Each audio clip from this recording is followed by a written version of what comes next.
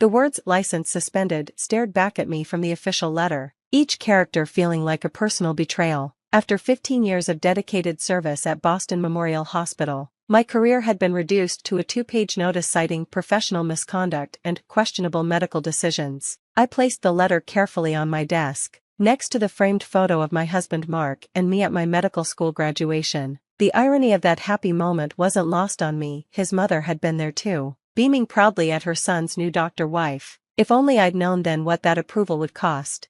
My name is Dr. Emily Chen, and at 38, I'd built a reputation as one of Boston Memorial's most respected emergency medicine physicians. That was before Victoria Sterling, my mother-in-law and newly appointed hospital board member, decided I wasn't worthy of her son after all. Dr. Chen, Jenny, one of our veteran nurses, poked her head into my office. Her eyes were red-rimmed. She'd obviously been crying. The staff, we've all heard. This isn't right. I managed a small smile. No, it's not. But it's not over either. She stepped inside, closing the door behind her. Dr. Sterling was bragging about it in the boardroom, said she'd finally dealt with the problem. We all know what she's doing. Emily, this isn't about patient care. No, it wasn't. This was about control. About a woman who couldn't bear the thought of her precious son being married to someone who wouldn't bow to her influence. The fact that Mark and I had been happily married for 10 years. That I'd built my own successful career without her help. It ate at her. Jenny, I said carefully, those patient files Victoria claims show my misconduct. Did she access them herself? Jenny's eyes widened slightly. Yes, she's been coming in late at night, going through records. We thought it was just normal board oversight. But, I nodded, keeping my expression neutral. And did she use her own login credentials? No, Jenny replied, understanding dawning on her face. She's been using Dr. Morrison's. He's been on sabbatical, but his access is still active. Exactly what I'd suspected. Victoria's arrogance had made her sloppy. She'd left a trail, thinking no one would dare question her actions. That evening, I sat in our home office, surrounded by copies of patient records I'd carefully documented over the years. Mark found me there, still reviewing files hours after dinner. He said softly, Mom called. She wants us to come over tomorrow. Says she has something important to discuss. I looked up at my husband, this kind, brilliant man who'd somehow emerged decent despite Victoria's toxic influence. I assume she wants to celebrate destroying my career? He sat heavily in the chair across from me. I don't understand why she's doing this. You're an amazing doctor. The patients love you. The staff respects you. But I don't defer to her. I finished. I don't ask her permission for career decisions or consult her about our personal lives. That's what this is really about. Mark ran a hand through his hair in frustration. I'll talk to her. Make her understand. No. I cut him off gently. Don't you see? That's exactly what she wants, to force you to choose between us. To prove she still controls you. He was quiet for a moment, studying the papers spread across my desk. These patient records. What are you looking for? I hesitated. What I'd discovered in my review of the files was bigger than just Victoria's vendetta against me. Much bigger. Your mother didn't just access patient records illegally, I said carefully. She modified them, changed treatment dates, altered medication records. But she made a mistake. She didn't know about the backup systems I put in place years ago. Mark's face paled. She tampered with medical records? To make it look like I'd made dangerous decisions. Yes, but in doing so, she revealed something else, something that's been happening at Boston Memorial for years. I pulled out a specific set of files, cases that had always bothered me, but that I'd never been able to connect until now. Victoria's tampering had inadvertently exposed a pattern that had been hidden in plain sight.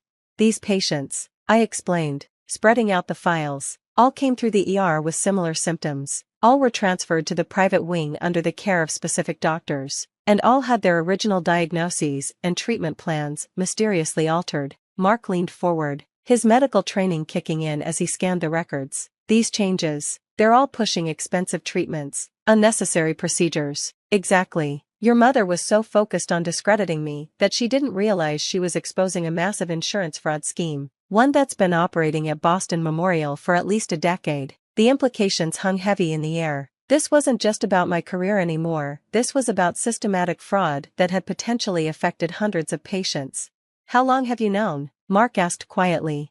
I've suspected something was wrong for years. Certain cases didn't add up. Treatments seemed excessive, but I could never prove anything. The records always seemed to support the decisions, even when my notes said otherwise. I pulled out another file, this one containing records of my own documentation over the years. I started keeping separate records after the first few suspicious cases, private notes, copies of original diagnoses, even recordings of some patient consultations. I knew something wasn't right, but I never imagined that my mother would accidentally expose it all. Mark finished. He was silent for a moment. Then, what are you going to do? I smiled for the first time that day. First, we're going to your mother's house tomorrow. I want to hear exactly what she has to say about my suspension. And then I'm going to meet with someone who's very interested in insurance fraud at major hospitals. Someone Victoria would never suspect, I know. The next morning, I made 2 calls. The first was to Dr. Sarah Martinez at the State Medical Board, not about my suspension, but about a pattern of suspicious billing practices I'd documented.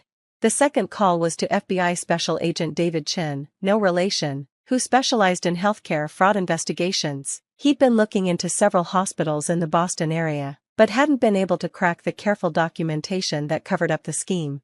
"This is exactly what we needed," he said after I explained what I'd found. "But are you sure you want to do this? Your mother-in-law tried to destroy my career to maintain her control over her son," I finished. "She needs to learn that actions have consequences." That afternoon, Mark and I drove to Victoria's massive colonial home in the suburbs. She opened the door wearing her usual perfect smile, every gray hair expertly colored and styled. "Mark, darling," she cooed, embracing him before turning her cold eyes to me. "Emily, I suppose you've heard the news about my suspension?" I kept my voice steady. "Yes, I have." "Well, come in," she said, ushering us into her formal living room. "We need to discuss your future. Or rather, lack thereof." I sat quietly as she launched into her carefully prepared speech about how this was really for the best, how I could find something more suitable to do with my time, how Mark deserved a wife who would prioritize family over career. After all, she concluded with a smirk, "You'll never practice medicine again. I've made sure of that. Perhaps now Mark will finally see reason and end this unfortunate marriage." I felt Mark tense beside me, but I squeezed his hand gently. "Stay calm. Let her talk." "Actually, Victoria," I said pleasantly, "I should thank you." She blinked, clearly thrown by my response. "Thank me?" "Yes. Your thorough review of my patient files has been incredibly helpful. In fact, I have a meeting tomorrow morning with some people who are very interested in what you found." "What are you talking about?" Her perfect composure cracked slightly. "The FBI's Healthcare Fraud Division, for one. The State Medical Board, for another. They're particularly interested in the pattern of altered records and inflated billing you accidentally exposed while trying to discredit me." The color drained from Victoria's face. "You're lying. You can't prove anything, can't I?"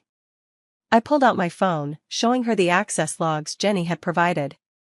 "Every time you used Dr. Morrison's credentials to access and modify records, it was logged. Every change you made was tracked. And in trying to make me look bad, you revealed something much bigger, didn't you?" Victoria's hands trembled as she reached for her wine glass. "You have no idea what you're talking about. The board will never believe you over me." "The board won't have a choice," I replied calmly. "Not with the evidence I've collected, not just about your tampering, but about the entire scheme. Did you really think I wouldn't keep my own records? That I wouldn't document every suspicious case that came through my ER?" Mark sat forward, his voice tight with anger. "How long, Mom? How long have you known about the fraud?" Victoria's mask finally cracked completely. "You don't understand. The hospital needed the revenue. Insurance companies keep cutting reimbursements, costs keep rising. We did what we had to do, by ordering unnecessary procedures? By altering patient records to justify excessive treatments?" I shook my head. "How many people were harmed by this, Victoria? How many patients underwent procedures they didn't need?" "No one was harmed," she snapped. "They got excellent care care they didn't need," Mark interrupted. "Care that could have caused complications, that put them at risk unnecessarily. Also the hospital could bill their insurance for more money." I stood up, smoothing my skirt. The FBI will be executing search warrants tomorrow morning. They'll seize the hospital's records, both sets of them. The real ones and the altered ones. Victoria's face went from pale to ashen. You can't do this. You'll destroy everything. No, I corrected her. You did that when you decided to abuse your power. When you thought you could use your position to control everyone around you. As we walked to the door, she called out desperately, Mark, please. You can't let her do this. I'm your mother. Mark turned back to her, his expression sad but determined. And Emily is my wife. The woman I love. The doctor who actually cares about her patients. You did this to yourself, Mom. The next morning, I watched from across the street as FBI agents entered Boston Memorial. Victoria arrived shortly after, only to be met by agents at the door. Her perfect composure crumbled as they escorted her inside. Jenny called me an hour later. They're going through everything, she reported. Dr. Morrison just confessed to giving Dr. Sterling his login credentials. Said she threatened his position if he didn't cooperate. How many others? I asked, though I already suspected the answer. At least 6 doctors involved in the scheme directly. More who knew but stayed quiet. The private wing is shut down completely while they investigate. Over the next few weeks, the full scope of the fraud became clear. For over a decade, certain doctors had been ordering unnecessary tests and procedures, altering records to justify the treatments, and billing insurance companies for millions in fraudulent claims. Victoria, as board member and chief of surgery, had been one of the architects of the scheme. Her attempt to discredit me had inadvertently exposed the careful documentation system they'd created to cover their tracks. The state medical board not only reinstated my license, but commended my documentation of suspicious cases. The FBI used my records as a roadmap to unravel the entire conspiracy. 3 months after that evening at Victoria's house, I sat in a federal courthouse, preparing to testify about what I'd discovered. Mark squeezed my hand as Victoria was led and wearing handcuffs, a far cry from her usual elegant appearance. She looked older, defeated. When her eyes met mine, I saw something I'd never seen before, respect, tinged with fear. The trial lasted 2 weeks. In the end, Victoria and 5 other doctors were convicted of healthcare fraud and conspiracy. The hospital's reputation was severely damaged, but new leadership was brought in to rebuild properly. I was offered the position of Chief of Emergency Medicine at Boston Memorial's reorganized administration. I accepted on one condition, that we implement rigorous oversight and documentation systems to prevent future fraud. Mark supported me completely, though the situation with his mother strained him. We visited her once in prison, where she finally offered something close to an apology. I thought I was protecting the hospital, she said. But really, I was just drunk on power. The ability to control things, to make decisions without anyone questioning me. That's why you hated me so much, I realized. Because I questioned things.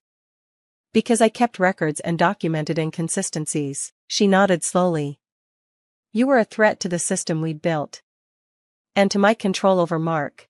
I couldn't allow either. A year after Victoria's conviction, I stood in Boston Memorial's ER, watching my team work. The hospital was different now, more transparent, more focused on patient care than profits. My detailed documentation system had become the standard across all departments. Mark joined me during his break from surgery, wrapping an arm around my waist. Mom's parole hearing is next month, he said quietly.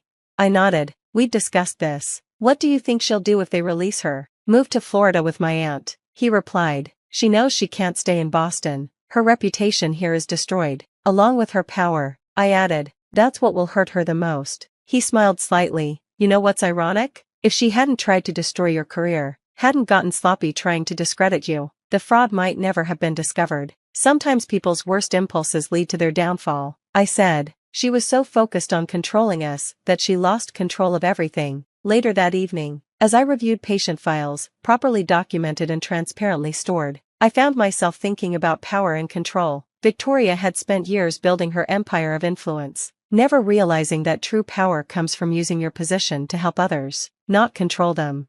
The photo from my medical school graduation still sat on my desk, but but now it was joined by a news clipping about the fraud conviction and the doctor whose careful documentation had exposed it all. Victoria had tried to end my medical career to maintain her control. Instead, she'd helped me remake the hospital into something better, something honest. Sometimes the best revenge isn't about destroying your enemies, it's about building something stronger from the ruins of their schemes.